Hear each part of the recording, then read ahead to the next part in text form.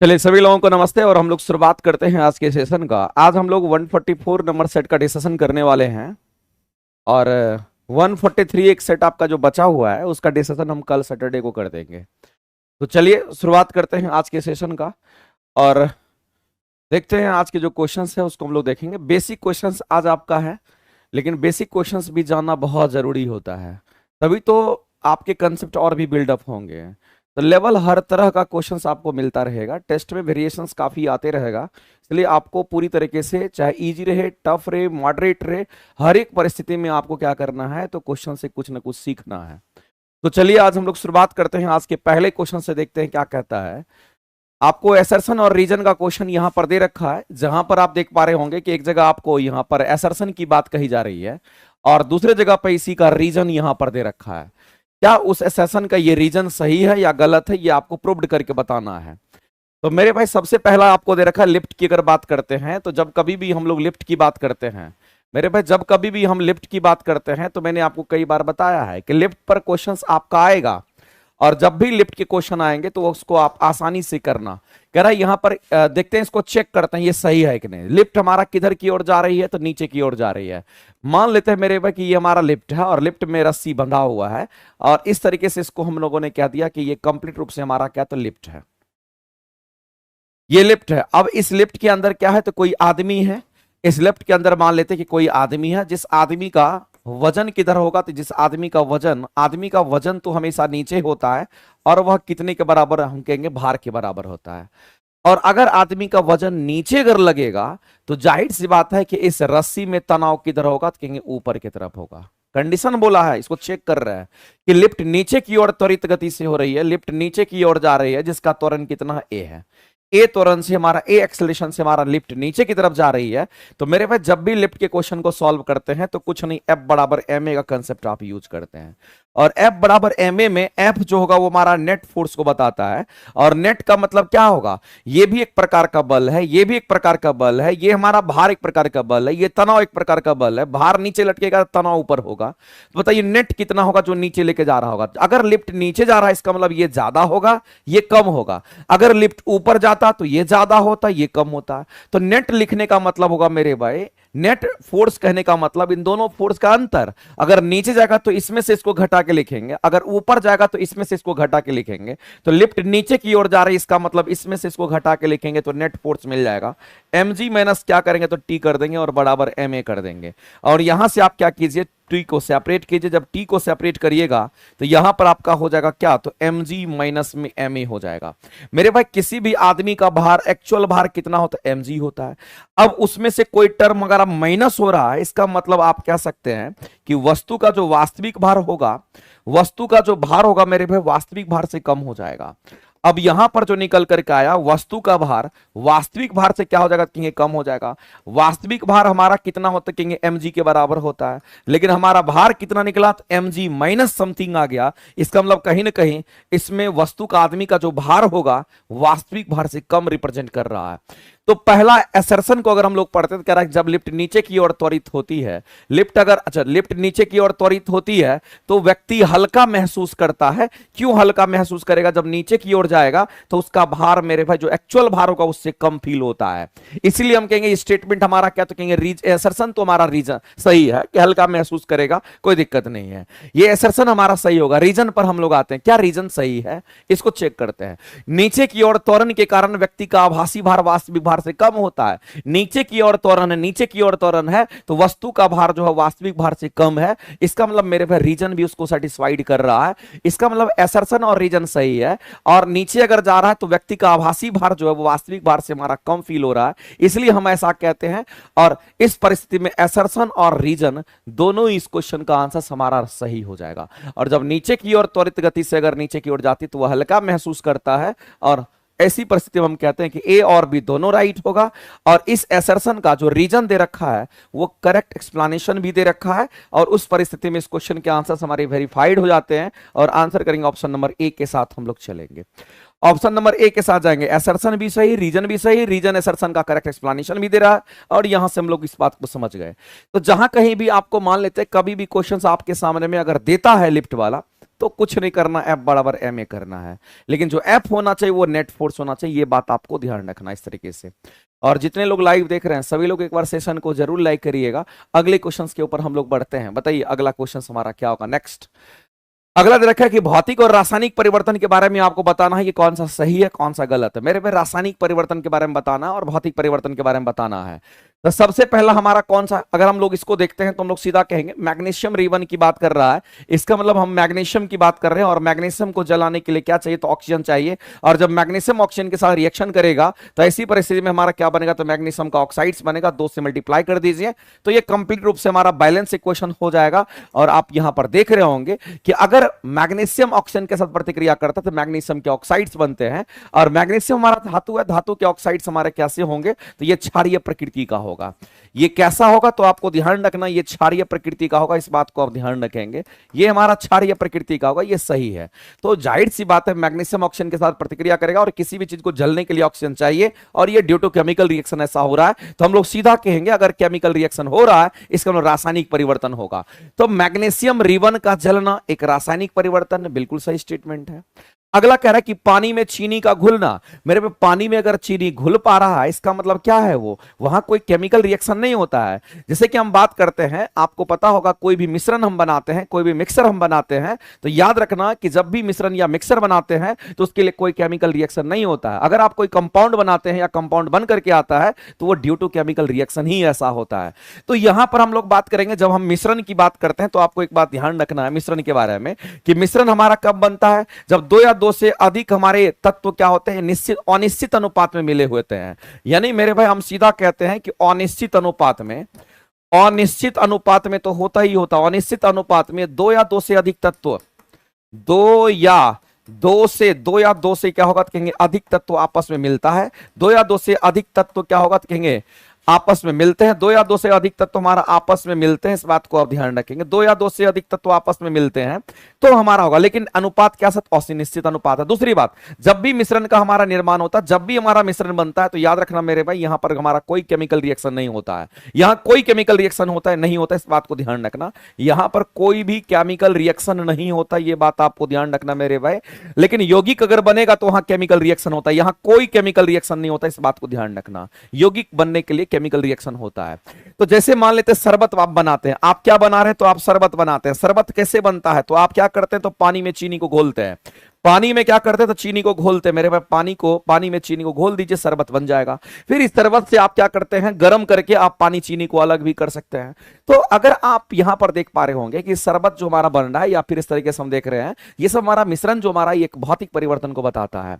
यहां पर कोई केमिकल रिएक्शन हमारा नहीं होगा। तो मेरे भाई पानी में अगर चीनी का घुलना एक भौतिक परिवर्तन है, ये भी स्टेटमेंट सही है, ये स्टेटमेंट तो सही था ही। अगला कहता है कि बादलों का बनना, बादलों का बनना, बादल जो हमारा बनता है हम लोग कैसे जानते हैं कि जितने भी समुद्र वगैरह होते हैं, नदी नाला होता है, यहां से पानी जो होता है वाष्पीकृत करते रहता है और हर एक टेम्परेचर पर वाष्पीकृत करता है, वाष्पीकरण उसका होता रहता है और वही जाकर के बादल का निर्माण होता है और फिर वही बादल पानी बनकर के नीचे गिरता है। मेरे भाई वही हमारा पानी बादल बना और फिर वही बादल पानी बन गया। बताइए ये भौतिक परिवर्तन है कि नहीं है? तो आप कहेंगे सर ये रासायनिक परिवर्तन तो नहीं होगा, ये कहीं ना कहीं हमारा क्या होगा, क्योंकि यहां पर भौतिक परिवर्तन होगा। ऐसे परिवर्तन को हम लोग क्या कहेंगे, तो इसको हम लोग भौतिक परिवर्तन कहेंगे, इस बात को आप ध्यान रखना। ऐसे को हम लोग क्या कहेंगे, तो भौतिक परिवर्तन के नाम से हम लोग सीधा देखेंगे हमारा भौतिक परिवर्तन होगा, ड्यू टू फिजिकल चेंज ऐसा होता है। तो एक स्टेटमेंट ये सही था, एक स्टेटमेंट हमारा ये सही था और ये स्टेटमेंट हमारा रासायनिक परिवर्तन का नहीं है, तो स्टेटमेंट गलत हो जाएगा। तो मेरे भाई 2 स्टेटमेंट हमारे सही थे, तीसरा स्टेटमेंट हमारा गलत हो गया। और इस क्वेश्चन के आंसर हम लोग क्या करेंगे, बताइए आप लोग। इस क्वेश्चन के आंसर हम लोग करेंगे कौन सा सही आपको दे रखा है, तो पहला और दूसरा सही है। तो इस परिस्थिति में आप आंसर करोगे सर पहला और दूसरा इस क्वेश्चन का राइट आंसर हो जाएगा। ऑप्शन नंबर ए जो होगा हम लोग पूरी तरीके से यहां कहेंगे कि करेक्ट आंसर हो जाएगा। और जब कभी भी केमिकल चेंज होता है तो नए उत्पाद का निर्माण होता है और जो नए उत्पाद बनते हैं, जो नए उत्पाद होते हैं मेरे भाई, वो तत्व के जो तत्व मिल करके यौगिक का निर्माण करता है। याद रखना मेरे भाई वैसी परिस्थिति में उसके रासायनिक गुण टोटली डिफरेंट होते हैं, इस बात को आप ध्यान रखेंगे। तो ये हमारा आंसर हो गया, ए आंसर हम लोग करेंगे करेक्ट। और याद रखिएगा कंपाउंड बनने के लिए रिएक्शन का होना जरूरी होता है, जबकि मिश्रण बनने के लिए रिएक्शन का होना जरूरी नहीं होगा मेरे भाई। तत्व और यौगिक को हम शुद्ध पदार्थ कहते हैं, जबकि मिश्रण को हम लोग अशुद्ध पदार्थ की कैटेगरी में रखते हैं, जिसको इम्प्योर सब्सटेंस कहते हैं। आगे चलते हैं, अगला क्वेश्चन हमारा दे रखा है कि कौन सा कथन जो हमारा कोशिकांग के बारे में, सेल ऑर्गेनेल्स के बारे में, कोशिकांग के बारे में सही है, वो आपको बताना है। बताइए कोशिकांग के बारे में कौन सा स्टेटमेंट हमारा सही है, ये आपको बताना है। हमारे शरीर के अंदर बहुत सारे कोशिकांग होंगे, लेकिन मेरे भाई यहां जो कोशिकांग हमारा है जिसके बारे में बोला गया है उसके बारे में हम लोग को बताना है। तो बताइए अगर हम यहां पर कोशिकांग की अगर हम बात करते हैं तो यहां पर सबसे पहला जो कोशिकांग हमारा लिया गया लाइसोसोम की बात कही गई है। किसकी बात कही गई? तो कहेंगे लाइसोसोम की बात कही गई है। और हम लोग जानते हैं कि जो लाइसोसोम हमारा होता है जिसको हम लोग क्या कहते हैं, तो लाइसोसोम हमारा, इसको सुसाइड बैग के नाम से हम लोग जानते हैं, या सुसाइडल बैग भी इसको हम लोग कहते हैं, ये चलेगा। इसी को हम लोग क्या कहते थे? इसी को हम लोग सुसाइडल बैग के नाम से जानते हैं, ये बात आपको ध्यान रखना है। लाइसोसोम मेरे भाई केवल और केवल एनिमल सेल में होता है, ये चीज ध्यान रखना है, जबकि ये प्लांट सेल में नहीं होता, ये केवल एनिमल सेल में होता है। ये केवल कहां होगा? तो केवल और केवल एनिमल सेल में होता है, केवल एनिमल सेल में होता है, ये चीज आपको ध्यान रखना है। और दूसरी बात है लाइसोसोम के पास एक एंजाइम्स होता है जिसको हम लोग कहते हैं हाइड्रोलाइटिक एंजाइम्स के नाम से हम लोग जानते हैं, ये बात आपको ध्यान रखना है। हाइड्रोलाइटिक एंजाइम्स होते हैं। अब ये जो हाइड्रोलाइटिक एंजाइम्स होता है, इसी हाइड्रोलाइटिक एंजाइम्स की अगर हम बात करते हैं मेरे भाई, तो यही क्या करता है, जो डेड सेल वगैरह होते हैं उसको डाइजेशन का काम करता है। ये डेड सेल को क्या करता है? डाइजेस्ट कर जाता है। डेड सेल को क्या करता है? तो डेड सेल को ये डाइजेस्ट कर जाता है, पूरी तरीके से खत्म कर देता है, ये डाइजेस्ट कर देता है। इस बात को आप ध्यान रखेंगे, इसीलिए इसका नाम है सुसाइडल बैग, आपको ध्यान रखना पड़ेगा। तो मेरे भाई इसलिए इसको हम लोग कहेंगे आत्महत्या की थैली कहते हैं, सुसाइडल बैग कहते हैं, ये बिल्कुल राइट स्टेटमेंट है। अगला हमारा यहां पर दे रखा है, नेक्स्ट जो कोशिकांग है हमारा वो कौन सा कोशिकांग है? तो दूसरा कोशिकांग हमारा यहां पर माइटोकॉन्ड्रिया है। मेरे भाई ये सब हमारा क्या, तो कोशिकांग है, सेल ऑर्गेनेल्स होता है, और यहां सब हमारा क्या कहेंगे, यहां पर हम माइटोकॉन्ड्रिया की बात करते हैं। तो माइटोकॉन्ड्रिया को हम लोग कहते हैं कि इसी में श्वसन की क्रिया होती है। हम लोग जो सांस लेते हैं तो जो श्वसन की क्रिया संपन्न होती है वो कहां पर? तो माइटोकॉन्ड्रिया में होती है। और इसी श्वसन की क्रिया के दौरान चूंकि हम लोग ऑक्सीजन लेते हैं, इसमें श्वसन की क्रिया अगर होती है तो जाहिर सी बात है यहां पर वायवीय रिएक्शन हमारा होता है। यहां पर हम लोग सीधा कहेंगे सर वायवीय श्वसन, वायवीय हमारा रिएक्शन होता है, या फिर हम कहेंगे यहां पर वायवीय हमारा क्या होता है? रेस्पिरेशन होता है। इस बात को आप ध्यान रखेंगे, वायवीय रेस्पिरेशन होता है।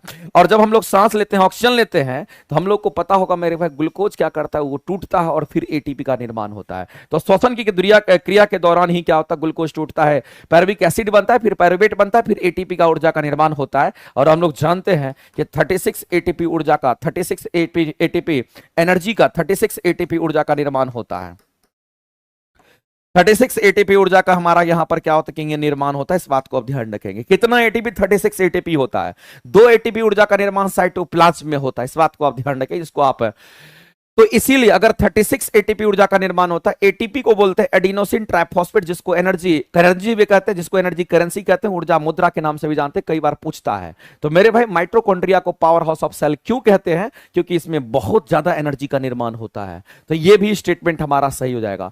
और राइबोसोम के बारे में किसको नहीं पता होगा मेरे भाई? राइबोसोम क्या करता है? प्रोटीन का संश्लेषण करता है और यह महत्वपूर्ण भूमिका निभाता है, इस तरीके से हम कह सकते हैं। तो ए, बी और सी। और याद रखना कि राइबोसोम की अगर हम बात करते हैं मेरे भाई, ये जो राइबोसोम हमारा होता है इसकी एक खासियत जो कि इंपॉर्टेंट है, राइबोसोम हमारा प्रोकैरियोट्स में होगा तो यूकैरियोट्स में भी होता है, ये दोनों में होता है। बाद बाकी प्रोकैरियोट्स में बहुत सारे सेलुलर ऑर्गेन्स नहीं होते हैं, केवल हमारे क्या होंगे? तो राइबोसोम ही होता है जो कि प्रोकैरियोट्स में पाया जाता है। इस बात को ध्यान रखना। तो यहां पर मेरे भाई आपको ध्यान रखना है, तीनों स्टेटमेंट करेक्ट है। जब तीनों स्टेटमेंट सही होंगे तो इस क्वेश्चन का आंसर क्या करोगे? तो डी करोगे करेक्ट, यानी कि इस क्वेश्चन का आंसर करेंगे डी, आपका राइट हो जाएगा। आगे चलते हैं, अगला हमारा दे रखा फिर से यहां पर कथन और कारण का क्वेश्चन है। तो असर्शन और रीजन के हिसाब से हम लोग देखते हैं क्या ये असर्शन सही है, और अगर सही है तो क्या उसके लिए ये रीजन करेक्ट बता रहा है या नहीं। तो मेरे भाई हम लोग जानते हैं जब एसिटिक एसिड की बात होती है, जब हम किसकी बात कर रहे हैं यहां पर? एसिटिक एसिड की बात कर रहे हैं। जब हम एसिटिक एसिड की बात करते हैं, और यही एसिटिक एसिड हमारा क्या होता है? वीक एसिड के रूप में होता है। ये कैसा एसिड है मेरे भाई? तो ये कोई स्ट्रॉन्ग एसिड नहीं है, ये वीक एसिड होता है। और अगर वीक एसिड किसी को हम कहते हैं तो याद रखना, वीक एसिड कोई हमारा वीक एसिड तभी कहलाता है जो जल में आंशिक रूप से घुलनशील होता है।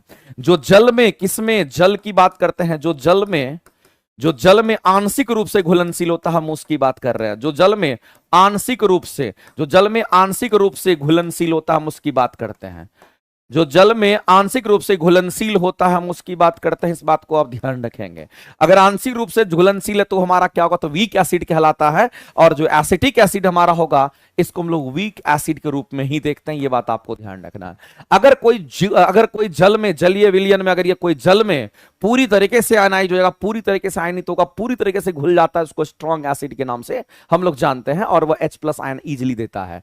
लेकिन मेरे भाई इसमें H+ आयन इजिली नहीं मिलेगा, क्योंकि आंशिक रूप से यह घुलनशील होता है।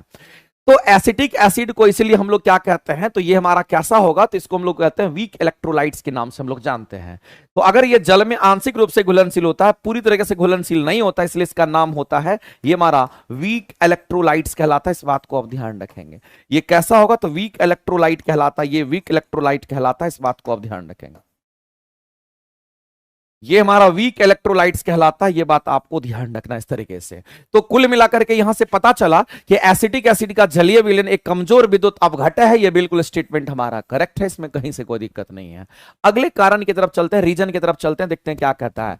एसिटिक एसिड एक कमजोर अम्ल है। जाहिर सी बात है, मैंने बोला कि ये हमारा एक वीक एसिड है, कमजोर अम्ल होता है, और जल में आंशिक रूप से हमारा वियोज हमारा है। तो इसीलिए हम कहते हैं मेरे भाई कि हमारा क्या कहेंगे, यहां पर वीक इलेक्ट्रोलाइट्स कहलाएगा। तो एसर्शन भी सही है, रीजन भी सही है, और इसके कमजोर होने का कारण यहां दे रखा है कि आंशिक रूप से हमारा जल में घुलनशील होगा। तो पूरी तरीके से एसर्शन रीजन दोनों सही है, और रीजन यहां पर एसर्शन का कंप्लीट रूप से एक्सप्लेनेशन भी दे रहा है। और इस क्वेश्चन का अगर आंसर करेंगे तो ऑप्शन नंबर हमारा क्या हो जाएगा, एक करेंगे करेक्ट। आगे चलते हैं, अगला बढ़ते हैं मेरे भाई। क्वेश्चन दे रखा है गुरुत्वाकर्षण के कारण त्वरण के बारे में बताइए, जी के बारे में बताइए, कौन सा स्टेटमेंट सही है। सबसे पहले तो आप ये समझ लीजिए कि स्मॉल जी का मान जो होता है हमारा कितना होता है। और स्मॉल जी की अगर हम बात करते हैं पृथ्वी के सतह पर, कहां पर, तो मेरे भाई पृथ्वी के सतह की अगर हम बात करते हैं तो पृथ्वी के सतह पर इसका फॉर्मूला होता है Gm/r²। इसकी वैल्यू होती है 9.81 मीटर पर सेकंड स्क्वायर। आपके एग्जाम में, बीपीएससी के एग्जाम में ये डिटो क्वेश्चन पूछा गया था इस तरीके से। तो पृथ्वी के सतह पर जी का मान कितना, Gm/r², और इसकी वैल्यू कितनी होती है, इतनी ही होती है। ये मत कह देना कि इसकी वैल्यू 10 होती है। 10 तो मेरे भाई मजबूरी में बोला जाता है कि क्वेश्चन को सॉल्व करने के लिए आप ले लीजिए, लेकिन ऐसा होता नहीं है। 9.81 इसकी वैल्यू होती है, ये बात आपको ध्यान रखना। अलग अलग जगह पर जी का मान अलग अलग होगा, लेकिन हम लोग ऐसा मान के चलते हैं कि पृथ्वी के सतह के आसपास अगर देखते हैं तो जी, चाहे वस्तु बड़ी हो कि छोटी वस्तु हो, सब पर जी का मान बराबर ही लगता है, 9.81 ही लगता है, ध्यान रखेंगे।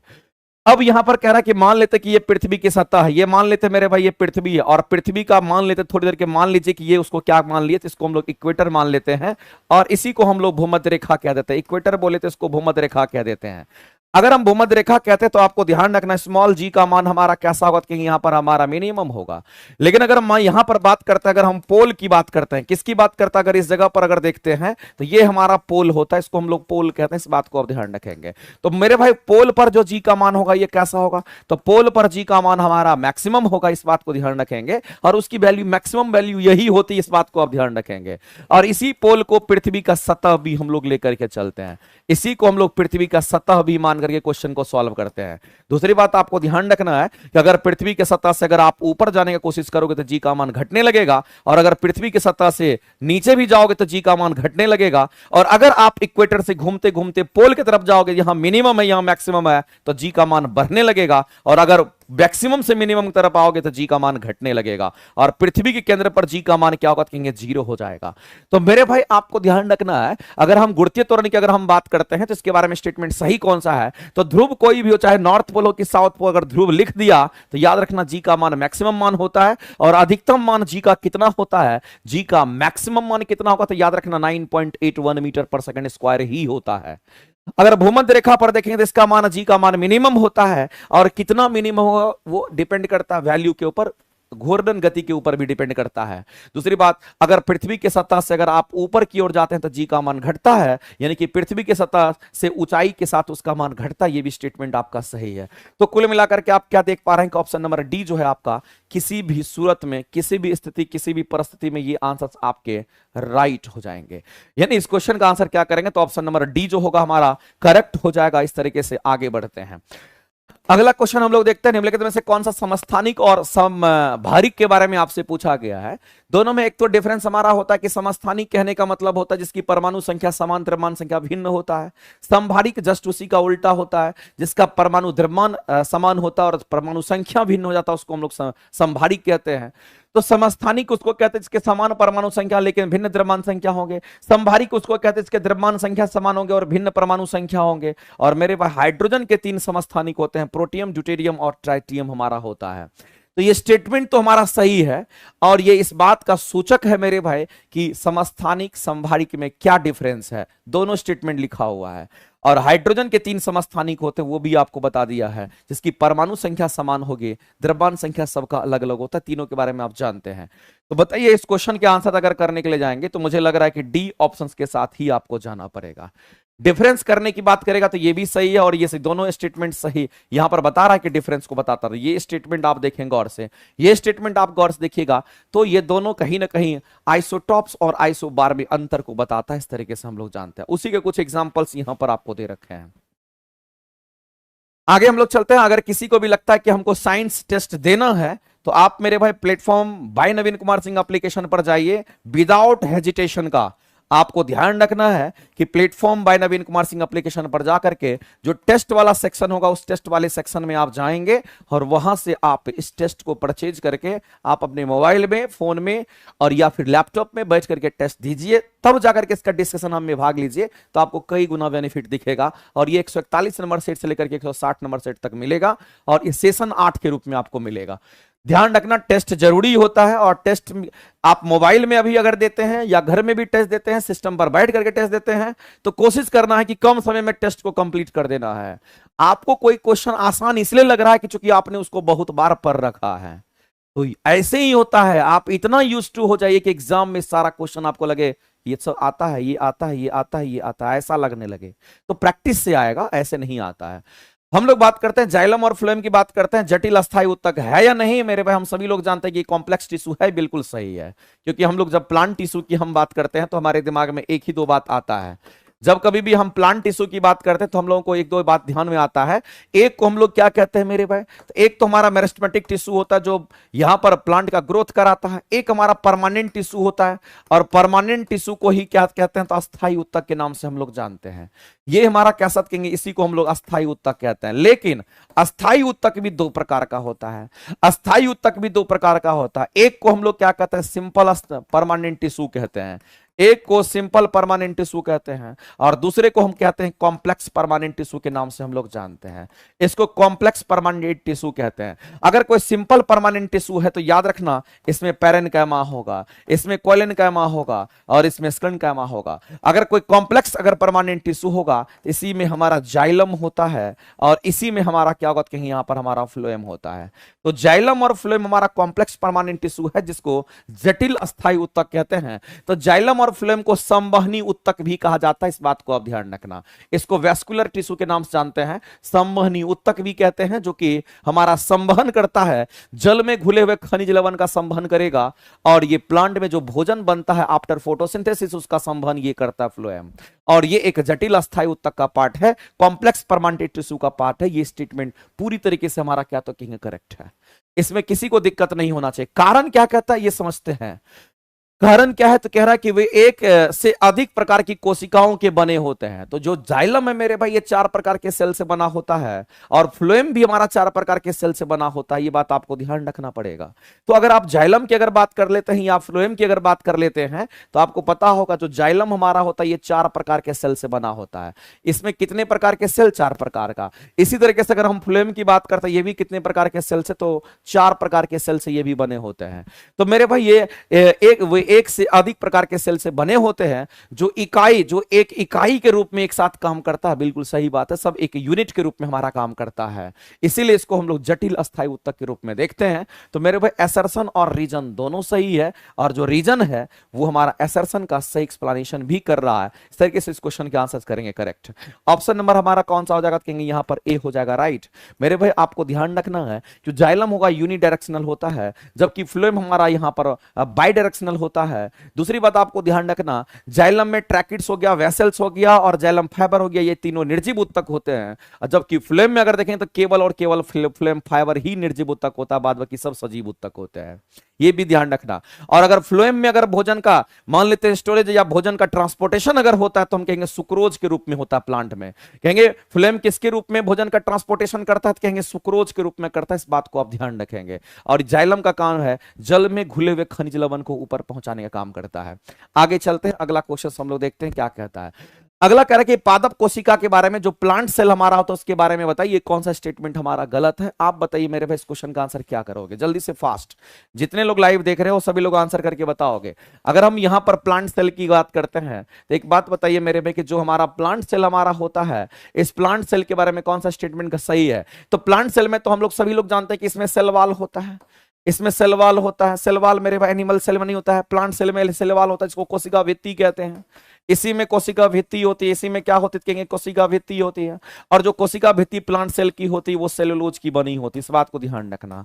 ये किसकी बनी होती है, तो ये सेलुलोज की बनी होती है, ये सेलुलोज की बनी होती है, इस बात को आप ध्यान रखना। सिर्फ सेलुलोज ही नहीं होता है, इसमें लिग्निन भी होता है मेरे भाई। सेलुलोज तो होगा होगा, साथ ही साथ क्या होगा तो हेमी सेलुलोज भी हमारा होता है। सेलुलोज हो गया, साथ ही साथ आप क्या कहोगे तो हेमी सेलुलोज की अगर बात करें तो ये भी होता है। साथ ही साथ मेरे भाई इसमें क्या होगा तो कहेंगे लिग्निन भी होता है हमारा, जो कि उसको हार्ड बनाता है इस तरीके से। तो ये सब हमारा मौजूद होता है, इसी का हमारा कोशिका भित्ति बना होता है। अब ये कोशिका भित्ति क्या करता है तो कहेंगे जो प्लांट वगैरह होता है ना उसको सुरक्षा भी प्रदान करता है और प्लांट का शेप आकार भी देता है। तो मेरे भाई जो प्लांट तना होता है उसका आकार भी देता है। तो आप कहेंगे ये प्लांट का क्या करता है, कहेंगे ये प्लांट को आकार भी प्रदान करता है, इस बात को आप ध्यान रखेंगे। ये प्लांट को क्या करता है, प्लांट को आकार प्रदान करता है, शेप प्रदान करता है, प्लांट को आकार प्रदान करता है, ये बात आपको ध्यान रखना है।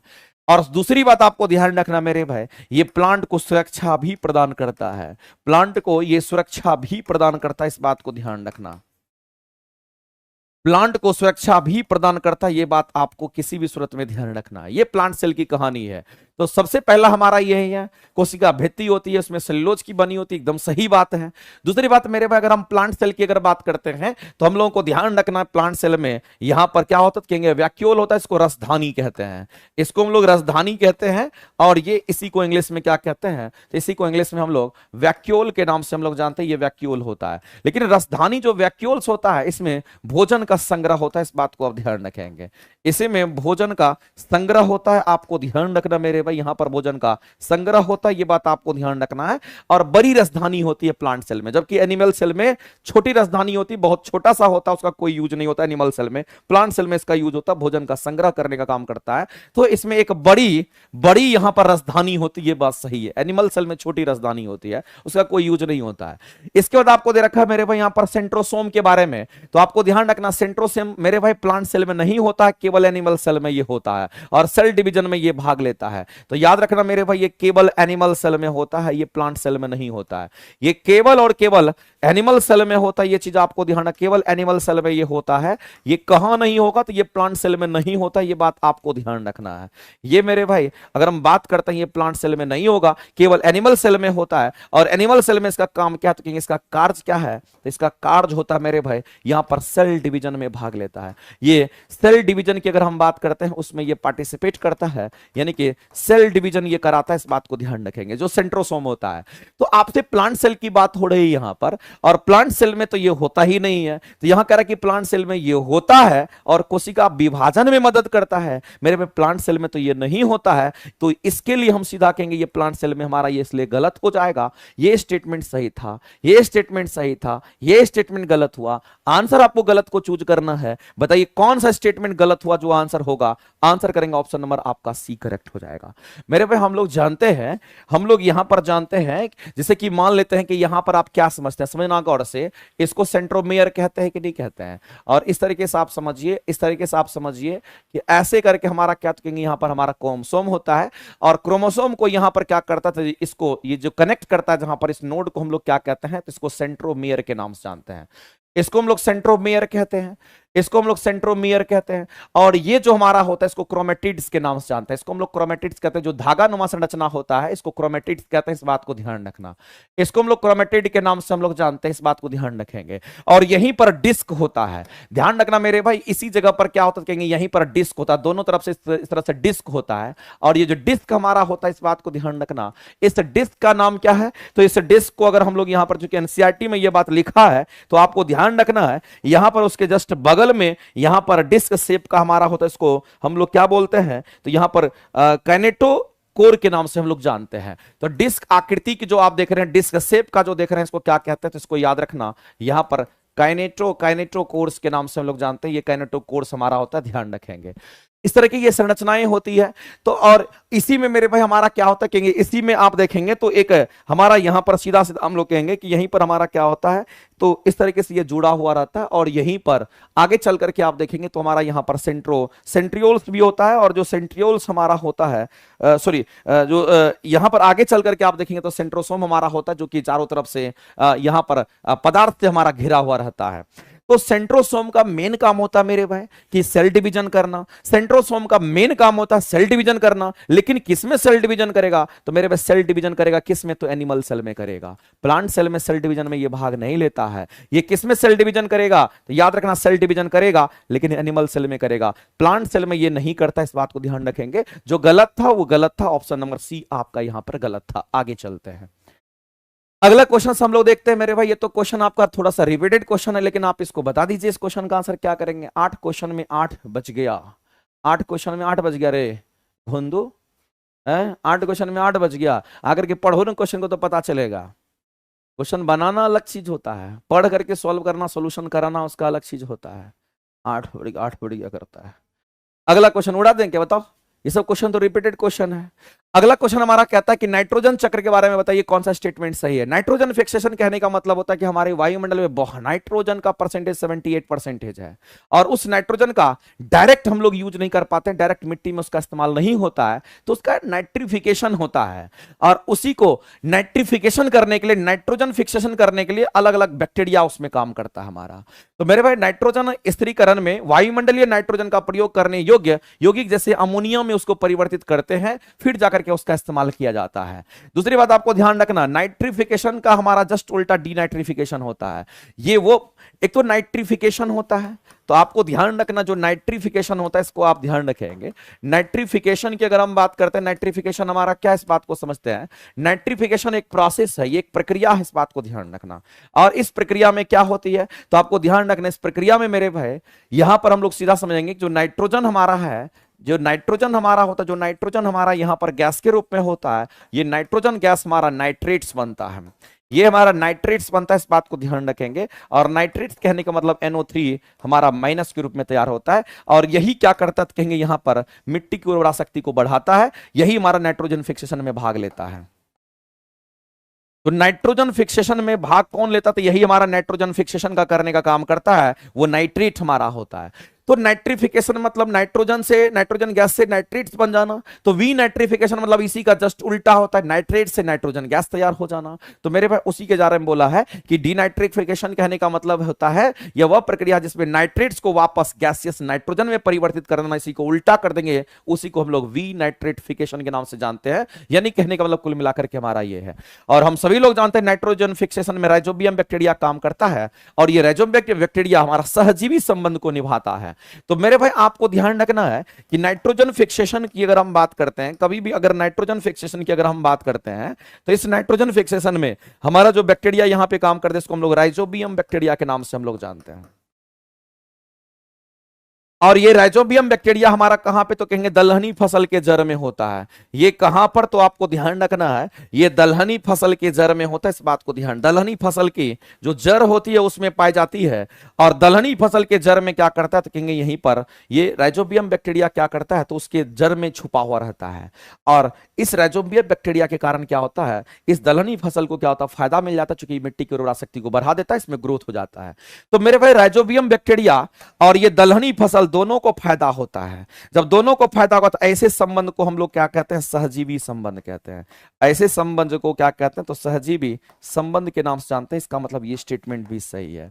तो कुल मिलाकर के तीनों के तीनों स्टेटमेंट हमारे राइट हैं। तो आप आंसर करेंगे 1 2 3 तीनों आपका सही है। तो आंसर करेंगे उपयुक्त में से एक से अधिक लगा दीजिए और इस क्वेश्चन का आंसर करेंगे ऑप्शन नंबर आपका 1, यहां पर डी करेक्ट हो जाएगा। सही पूछा था ना, सही पूछा था। आगे बढ़ते हैं, अगला क्वेश्चन है तारे टिमटिमाते हैं। हमने आपको पहले भी बोला था तारा का टिमटिमाना कैसा है, तो कहेंगे प्रकाश का अपवर्तन के कारण होता है। हमारे और तारा के बीच में बहुत सारा माध्यम का परिवर्तन होता है प्रकाश का, क्योंकि तारा के पास प्रकाश है, पृथ्वी पर पहुंचती है तो कई बार अपवर्तित हो जाती है, कई बार उसका माध्यम चेंज होता है, इसलिए हम कहेंगे वो टिमटिमाता हुआ नजर आता, जबकि तारा टिमटिमाता नहीं है। मेरे भाई तारा टिमटिमाता है लेकिन ग्रह टिमटिमाता नहीं है, क्योंकि ग्रह हमारा पृथ्वी के बहुत नजदीक होता है, इसीलिए उसमें टिमटिमाने का कंसेप्ट नहीं होता है, क्योंकि वहां पर प्रकाश का अपवर्तन नहीं हो पाता है। तो ये लिखा हुआ है, इसका कारण भी यहां पर, ये तो कथन था, इसका कारण यहां पर देखिए कहता है कि तारे प्रकाश के बिंदु स्रोत है, जो बिंदु स्रोत मतलब जहां से प्रकाश निकलती है, जो वायुमंडलीय अपवर्तन के अधीन, जबकि ग्रह विस्तारित स्रोत होता है। ये ग्रह जो हमारा होता है उसका कोई कोई अपना प्रकाश नहीं होता है, इस बात को ध्यान रखें, इसलिए वो विस्तारित स्रोत होता है, दूसरे के प्रकाश से हमारा चमकता है। तो मेरे भाई इस क्वेश्चन का अगर आंसर करेंगे तो सीधा कहेंगे असर्शन भी सही है, रीजन भी सही है, और रीजन एक्सप्रेशन का करेक्ट एक्सप्लेनेशन भी दे रहा है, और आंसर करेंगे option number A. Option number A आपका राइट हो जाएगा। ऑप्शन नंबर ए जो है ये राइट हो जाएगा। ऑप्शन नंबर ए राइट हो जाएगा। इस बात को विस्तारित मतलब क्या, जिसका अपना प्रकाश नहीं है। पॉइंट सोर्स मतलब जिसका प्रकाश अपना होगा, अपने प्रकाश से उससे प्रकाश निकलती है, उसको कहते हैं। तो तारा पॉइंट सोर्स होता है, जबकि ग्रह हमारा विस्तारित सोर्स होता है। आपको ध्यान रखना है मेरे भाई। आगे चलते हैं, तो एसर्शन रीजन दोनों सही था, एसर्शन रीजन करेक्ट एक्सप्लेनेशन भी दे रहा था। अगला हमारा कहता है कि बताइए कौन सा होगा। विद्युत ऊर्जा को यांत्रिक ऊर्जा में परिवर्तित करता है। अच्छा, विद्युत मोटर की बात कर रहा है। बताइए हमारे पंखा में, फैन में मोटर लगा रहता है कि नहीं लगा रहता है। हम क्या करते हैं, फैन में इलेक्ट्रिसिटी इधर से देते हैं, हम करंट देते हैं, और इधर से आप क्या करते हैं, इलेक्ट्रिसिटी देते हैं, और ये क्या करता है, उसको घुमाता है, तो उसमें मेरे भाई मैकेनिकल एनर्जी डेवलप होता है। तो इलेक्ट्रिकल एनर्जी मैकेनिकल एनर्जी में कन्वर्ट करेगा, तो मोटर यहां लगा रहता है, इसीलिए तो मोटर का काम होता है घुमा देना उसको। इसका मतलब मेरे भाई ये विद्युत ऊर्जा को यांत्रिक ऊर्जा में परिवर्तित करेगा। अगर कोई चीज घूमने लगा उसमें यांत्रिक ऊर्जा आ गया। दूसरी बात आपको ध्यान रखना, एक धारावाही कुंडली में एक चुंबकीय क्षेत्र द्वारा लगा गया बल्ब के सिद्धांत पे काम करता है। तो धारावाही कुंडली मतलब समझ रहे हो, जो क्वाइल हमारा होता है, ऐसे करके जो क्वाइल हमारा होता है, ऐसे करके जो क्वाइल हमारा होता है, इसमें आप करंट पास करते हो तो इसके चारों तरफ चुंबकीय क्षेत्र बन जाता है, और एक तरफ आप देखेंगे तो यहां साउथ पोल, एक तरफ नॉर्थ पोल, तो चारों तरफ चुंबकीय क्षेत्र बन जाता है। और हम कहते हैं मेरे भाई उसी की बल के सिद्धांत पे ये हमारा काम करता है। अगला की विभक्त बल की बात करें, जिसको स्प्लिट रिंग के नाम से हम लोग जानते हैं, इसको हम लोग स्प्लिट रिंग कहते हैं। और याद रखना, जो स्प्लिट रिंग हमारा होता है मेरे भाई, स्प्लिट रिंग क्या करता है, इसका एक मेन फंक्शन है कि स्प्लिट रिंग हमारा मोटर में लगा रहता है। ये किस में होगा, तो ये मोटर में लगा होता है। और ध्यान रखना मेरे भाई, ये धारा की दिशा को बदलने का काम करता है। ये धारा की जो दिशा होती है, धारा की दिशा को ये बदल देती है। धारा की दिशा को बदलने के लिए इसका इस्तेमाल किया जाता है, इस बात को ध्यान रखने लेंगे। इसको बदलने के लिए इसका इस्तेमाल किया जाता है, धारा की दिशा को ये बदल देता है। ये तीनों स्टेटमेंट हमारे राइट हैं। तो मेरे भाई इस क्वेश्चन का अगर आंसर करेंगे तो ऑप्शन नंबर आपका डी करेक्ट हो जाएगा। ऑप्शन नंबर डी जो है आपके यहां राइट हो जाएंगे। आगे चलते हैं, अगला क्वेश्चन हम लोग देखते हैं। नेक्स्ट आगे मेरे भाई मैथ साइंस का जो आप देख पा रहे होंगे, अगर किसी को मैथ साइंस दोनों अगर लेके चलना 6 to 8 के लिए, तो आप तैयार रहिए। आपको मेरे भाई मैथ साइंस का 200 रुपया नहीं, आपको 150 रुपया में ये कोर्स मिल जाएगा, और इसी का टेस्ट आप दीजिए, और टेस्ट दे करके उसके बाद पार्टिसिपेट कीजिए डिस्कशन में, तो आपको बेनिफिट ज्यादा होगा। आगे चलते हैं, अगला क्वेश्चन हम लोग देखते हैं। अगला कह रहा है कि सोलेनॉइड के कारण, कह रहा है कौन सा कथन सोलेनॉइड के कारण चुंबकीय क्षेत्र का सही वर्णन कर रहा है। तो हम सभी लोग जानते हैं कि जब हम यहां पर सोलेनॉइड की बात करते हैं तो सोलेनॉइड हमारा यहां पर कैसा होगा, तो ये हमारा सोलेनॉइड होता है, इसको सोलेनॉइड कहते हैं। अब मेरे भाई हम सभी लोग जानते हैं कि सोलेनॉइड के अंदर अगर देखिएगा तो चुंबकीय क्षेत्र कैसा होगा। तो सोलेनॉइड के अंदर अगर देखोगे तो चुंबकीय क्षेत्र का कुछ इस तरीके से हमारा होता है। इसके अंदर अगर देखो तो हमारा ऐसा हमारा होगा, मैग्नेटिक फील्ड लाइंस हमारा ऐसा होता है। इसके अंदर में अगर देखोगे तो ऐसा होता है, इस बात को ध्यान रखना।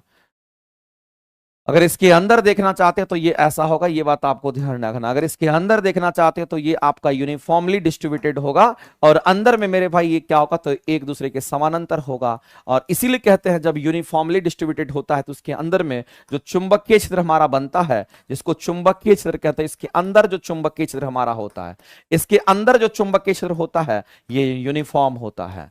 ये कैसा होगा, तो ये यूनिफॉर्म होता है। यूनिफॉर्म का मतलब होगा एक समान होता है, इस बात को आप ध्यान रखेंगे। ना ज्यादा ना कम, यूनिफॉर्म एक समान होगा, लेकिन बाहर में ज्यादा कम आपका हो सकता है, डिपेंड करता है। तो अंदर में ये सब हमारा एक समान होगा, बाहर में एक समान हमारा नहीं होता है। तो सोलेनॉइड के अंदर की बात कही गई है, चुंबकीय क्षेत्र लगभग रेखाएं लगभग सीधी होती है और समानांतर होती है। समानांतर का मतलब पैरेलल होता है, और यह दर्शाता है कि समानांतर अगर होगा तो वो एक समान चुंबकीय क्षेत्र को दर्शाता है। इसका मतलब ये स्टेटमेंट पूरी तरीके से राइट है। चुंबकीय क्षेत्र की ताकत मेरे भाई घुमावदार संख्या, तो चुंबकीय क्षेत्र की ताकत जिसको मैग्नेटिक फील्ड इंटेंसिटी की या मैग्नेटिक फील्ड स्ट्रेंथ के नाम से हम लोग जानते हैं, इसको 20 दिखाते हैं। इसका फॉर्मूला होता है mu not an I divided by क्या कहेंगे, तो हमारा यहां पर 2 पाई आर होता है। इसका मतलब मेरे भाई मैग्नेटिक फील्ड स्ट्रेंथ की अगर हम बात करते हैं, जो बी है ये समानुपाती हमारा किसका, तो कहेंगे नंबर ऑफ टर्न्स का होता है। बी समानुपाती किसका, तो कहेंगे करंट का होता है। और बी वित्तकर्मानुपाती किसका, तो मेरे भाई त्रिज्या का होता है। तो आप यहां पर कुल मिलाकर के देख लीजिए, घुमाव की संख्या यानी कि नंबर ऑफ टर्न्स की संख्या जिसको एन कहते हैं, तो अगर एन नंबर ऑफ टर्न्स ज्यादा होगा तो मैग्नेटिक फील्ड स्ट्रेंथ मजबूत होता है। और दूसरी बात, अगर धारा की मात्रा ज्यादा होगी तो मैग्नेटिक फील्ड स्ट्रेंथ हमारा मजबूत होता है।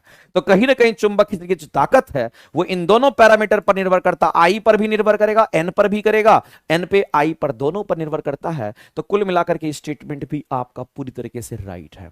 आगे कहता है एक धारावाही सोलेनॉइड एक छड़ चुंबक की तरह व्यवहार करने लगता है। मेरे भाई जो धारावाही सोलेनॉइड हमारा होता है, अगर आपने इसमें करंट दिया, अगर आपने इसमें करंट दिया तो इसके चारों तरफ मैग्नेटिक फील्ड बन जाता है, और वह हमारा बार मैग्नेट की तरह काम करने लगता है। एक तरफ नॉर्थ एक तरफ साउथ बन जाता है, और वह एक छड़ चुंबक की तरह काम करने लगता है। तो यह भी स्टेटमेंट हमारा राइट है। तो बताइए इस क्वेश्चन के अगर आंसर करने होंगे तो आप क्या करोगे, तो ऑप्शन नंबर डी के साथ जाओगे। इस क्वेश्चन का आंसर करेंगे ऑप्शन नंबर डी, आपका राइट हो जाएगा। आगे चलते हैं। सोडियम धातु को मिट्टी के तेल में रखा जाता है। जाहिर सी बात हम सभी लोग जानते हैं कि जो सोडियम हमारा धातु होता है, ये जो सोडियम हमारा है मेरे भाई, ये धातु हमारा है। ये क्या है, कहेंगे ये धातु होता है और हाईली रिएक्टिव धातु। इस बात को ध्यान रखें। ये कैसा होगा, तो आपको ध्यान रखना है, ये हमारा हाईली रिएक्टिव होता है, बहुत ज्यादा रिएक्टिव होता है। आप देखते होंगे कि जादूगर सब क्या करता है, पानी में आग लगा देता है। पानी में सोडियम को छिड़क दोगे, पानी में आग लग जाएगा, इतना ज्यादा हाईली रिएक्टिव होता है। तो मेरे भाई ये बहुत जल्दी नमी के साथ रिएक्शन करता है, नमी के साथ बहुत जल्दी, नमी के साथ ये क्या करता है, तो बहुत जल्दी रिएक्शन में भाग, नमी के साथ बहुत जल्दी रिएक्ट करता है। इस बात को आप ध्यान, रिएक्ट करता है, ये बात आपको ध्यान रखना है। नमी के साथ बहुत जल्दी रिएक्ट करता है। इसीलिए इसको स्टोर कहां करते हैं, तो मेरे भाई जब इसको स्टोर किया जाता है तो ये मिट्टी के ऑयल, सॉरी ये केरोसिन ऑयल में इसको स्टोर करते हैं, क्योंकि केरोसिन ऑयल में ये नॉन रिएक्टिव बन जाता है। और सोडियम धातु मेरे भाई कैसा धातु है, जनरली धातु कठोर होता है, जबकि ये ऐसा धातु है मेरे भाई, ये मुलायम होता है। ये कैसा होगा, ये मुलायम धातु होता है, ये मुलायम होता है मेरे भाई, अपवाद ही समझिए। इतना मुलायम होगा कि आप चाकू से जैसे खीरा काटते हैं वैसे चाकू से इस धातु को काट सकते हैं, वैसे धातु चाकू से कटता नहीं है। लेकिन यही एक ऐसा धातु है जिसको आप यहां पर आराम से मुलायम है और इसको आप चाकू से काट सकते हैं। इसको चाकू से काटा जा सकता है, इसको चाकू से आप काटा जा सकता है, इस बात को ध्यान रखिएगा। तो मेरे भाई पहला स्टेटमेंट तो मेरे भाई किसी भी सूरत में सही होगा। अगला देखते हैं क्या इस असर्शन का रीजन सही है। सोडियम एक बहुत ही प्रतिक्रियाशील धातु है जो हवा और पानी के साथ प्रबलता से अभिक्रिया करता है, एकदम बिल्कुल राइट है, इसीलिए उसको हम लोग तेल में बंद करके रखते हैं। मेरे भाई असर्शन रीजन दोनों सही है, और जो रीजन है असर्शन का सही एक्सप्लेनेशन भी दे रहा है, सही एक्सप्लेनेशन भी दे रहा है। आपको क्या लगता है कि हम पढ़ाते हैं तो आपसे बतियाते हैं, हम पढ़ाते हैं तो सारा का सारा क्वेश्चंस की ही बात करते हैं। जाहिर सी बात है कि लेंदी क्वेश्चन है, पढ़ने में तो समय लगता ही है। इसमें से कोई बच्चा मैसेज करता है, कमेंट करता है, इतना अजीब अजीब आदमी सब है पृथ्वी पर, इसका कोई वर्णन ही नहीं है। थोड़ा देर के लिए आप सोच करके देखिए कि हम क्या मैसेज कर रहे हैं। आपको लगता है कि सिनेमा चल रहा है क्या? यहाँ कोई सिनेमा नमा नहीं चलता है। अगर आपको लगता है सिनेमा चल रहा है तो मेरे भाई फिर आप दूसरा रास्ता देखिए। आगे चलते हैं, अगला क्वेश्चन हम लोग देखते हैं, ब्लीचिंग पाउडर के बारे में हम लोग समझते हैं।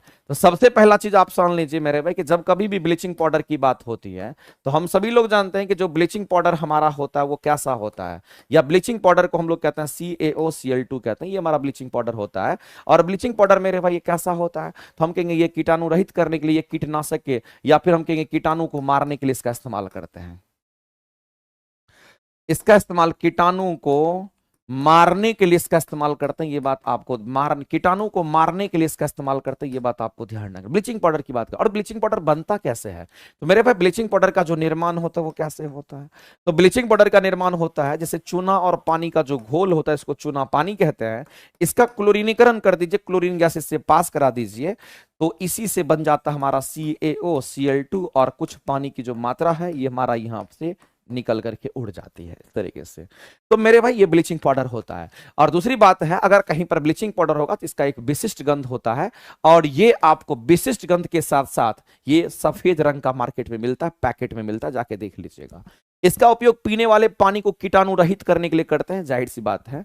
और ये तनु अम्ल के साथ, किसके साथ, तो यह तनु अम्ल के साथ अभिक्रिया करके क्लोरीन गैस उत्पन्न करता है। कहने का मतलब ये कुछ ऐसा है मेरे भाई, जैसे मान लेते हैं कि हमारे पास ब्लीचिंग पाउडर है जिसको CaOCl2 कहते हैं, और ये किसके साथ रिएक्शन करेगा, तनु अम्ल में मान लेते हैं H2SO4 ही अम्ल लेते हैं, यानी जिसमें पानी की मात्रा ज्यादा होती है, एसिड की मात्रा कम होती है, उसको तनु अम्ल कहते हैं। और इसके साथ जब भी रिएक्शन करेगा तो ये क्या बनाएगा, क्या हो गया,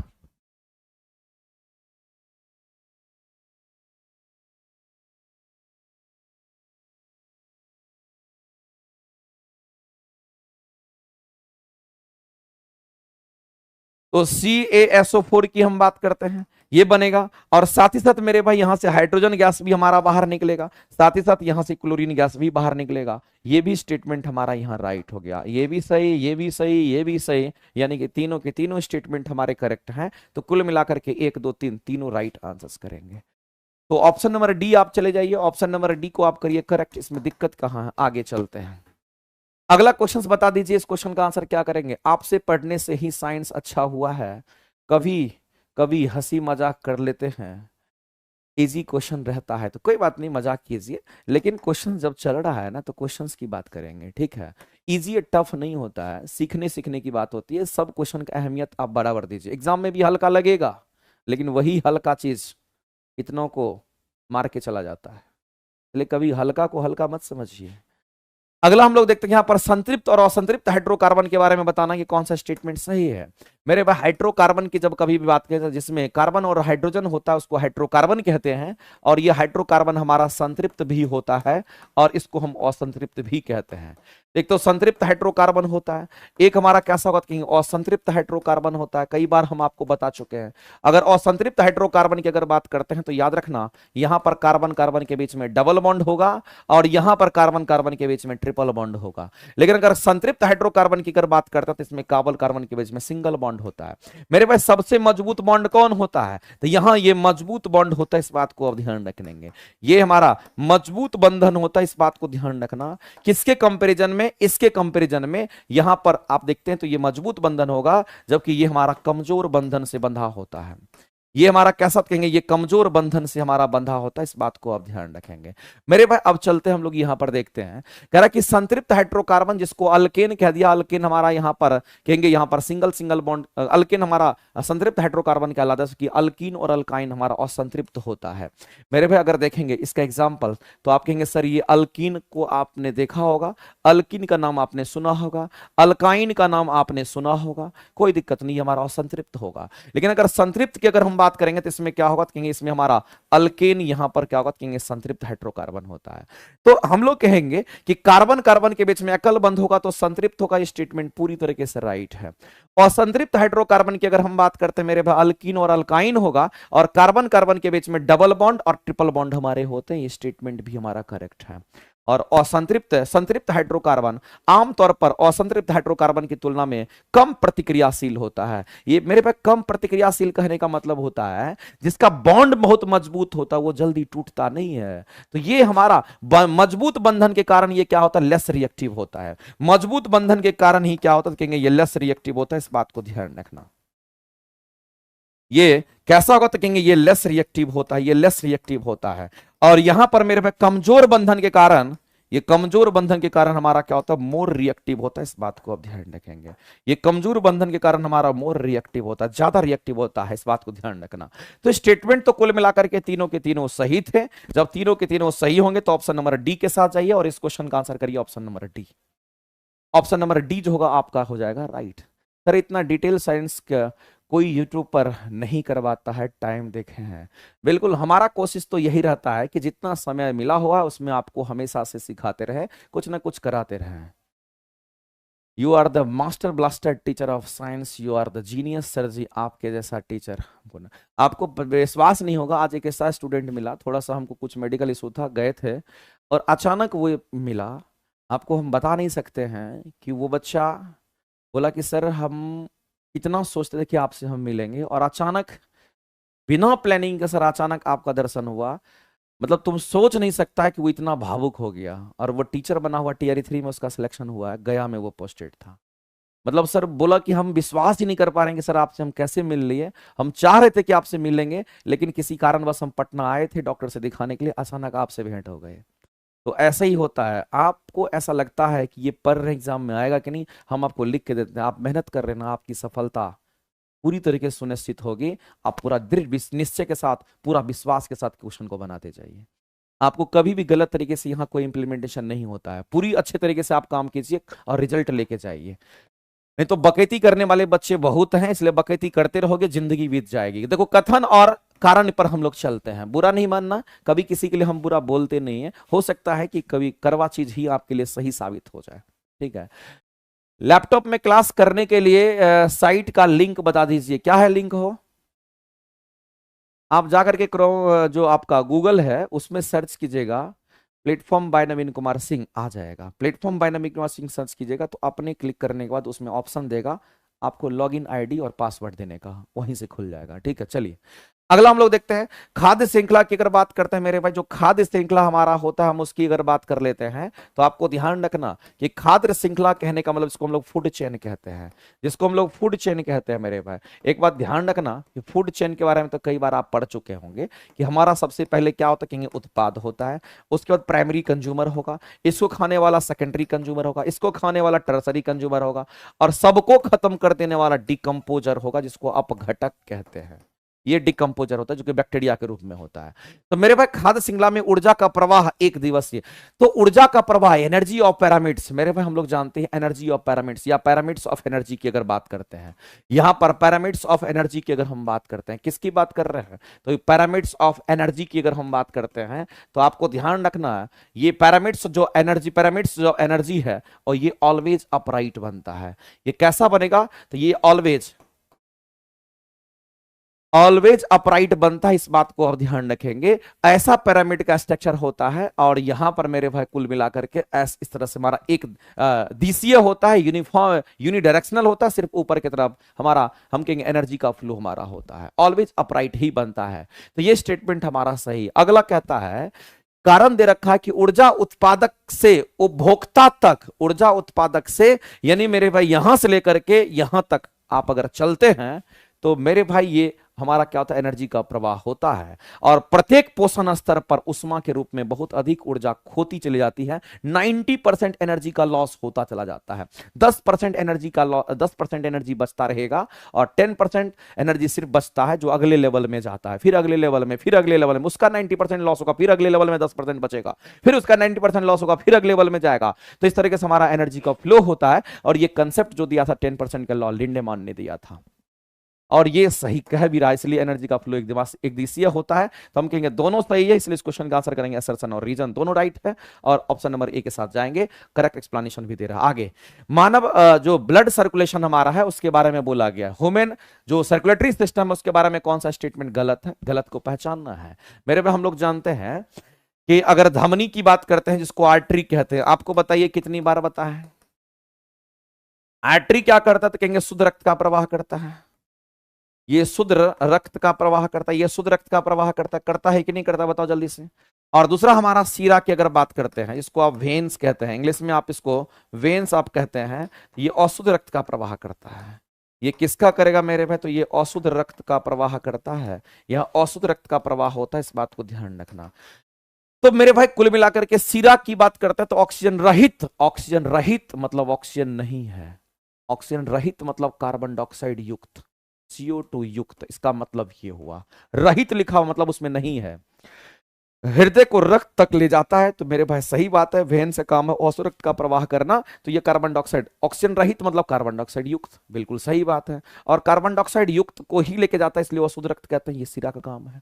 धमनी क्या करता है? आमतौर पर ऑक्सीजन युक्त को, रक्त को हृदय से दूर लेके जाता है, तो मेरे भाई हृदय से दूर लेके जाता, हृदय से दूर लेके जाता है, ये स्टेटमेंट भी धमनी का सही है, क्योंकि ये हमारा इस तरीके से सही है।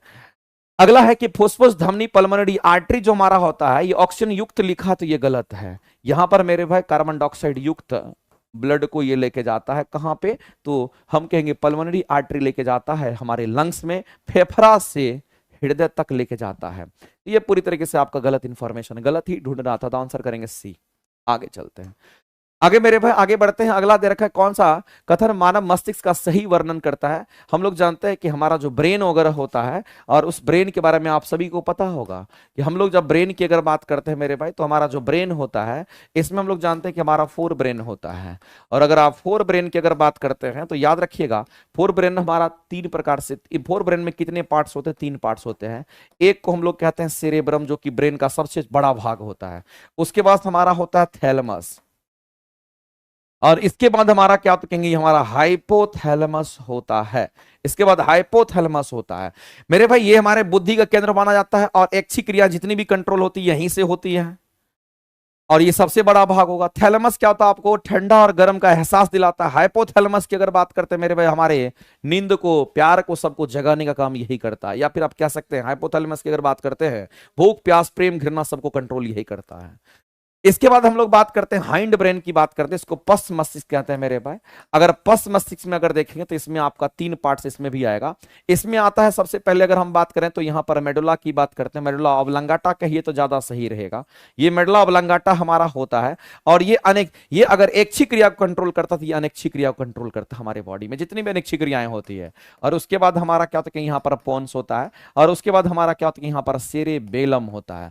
ये हमारा सेरेबेलम है, और सेरेबेलम हमारा सबसे छोटा भाग, ये सबसे बड़ा भाग, ये क्या करता है? शरीर को संतुलित बनाए रखने में सहायक होता है, और ये हमारे बुद्धि का केंद्र माना जाता है। इस भाग, ये बड़ा भाग, ये सबसे छोटा भाग होता है। ये ऐच्छिक क्रिया कंट्रोल करेगा, ये अनैच्छिक क्रिया कंट्रोल करेगा। ये ठंडा गर्म का एहसास दिलाएगा, ये भूख प्यास प्रेम घृणा सबको कंट्रोल करेगा। तो मेरे भाई इस तरीके से सारे ऑप्शंस को आप देखते हैं, यहां पर देखते हैं। तो सेरेब्रम जो होता है, ये हमारे प्रमस्तिष्क का, जिसको हम लोग कहते हैं, ये सोच बुद्धिमत्ता स्वैच्छिक क्रिया में ये हम क्या करते हैं, उसका कंट्रोल करने का काम करता है। सही है, सेरेबेलम हमारे शरीर को मुद्रा संतुलित बनाए रखता है, इसकी बात कर रहा है। ये हमारा बड़ा, सबसे बड़ा, ये सबसे छोटा भाग होता है।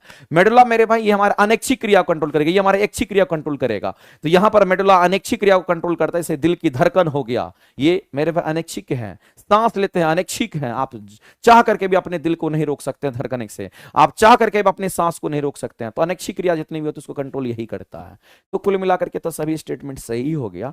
तो इस क्वेश्चन के अगर आंसर करेंगे तो ऑप्शन नंबर आपका डी हो जाएगा, राइट। आगे चलते हैं, अगला देखा, किसी वस्तु पर किया गया कार्य शून्य हो सकता है। देखो यहां पर हो सकता है लिखा है, भले ही उस पर कोई बल कार्य कर रहा हो, और यहां पर उसका रीजन आपको पढ़ना, ये असर्शन दे रखा है, यहां रीजन पढ़िए कि कार्य W बल तथा विस्थापन का गुणनफल होता है। यदि विस्थापन शून्य हो तो बल विस्थापन के लंबवत होगा, थीटा 90 डिग्री हो तो कार्य शून्य हो सकता है। दोनों स्टेटमेंट सही है, और असर्शन रीजन दोनों सही है, और रीजन करेक्ट एक्सप्लेनेशन भी दे रहा है। आगे चलते हैं, सोनार की अगर हम बात करते हैं, कौन है?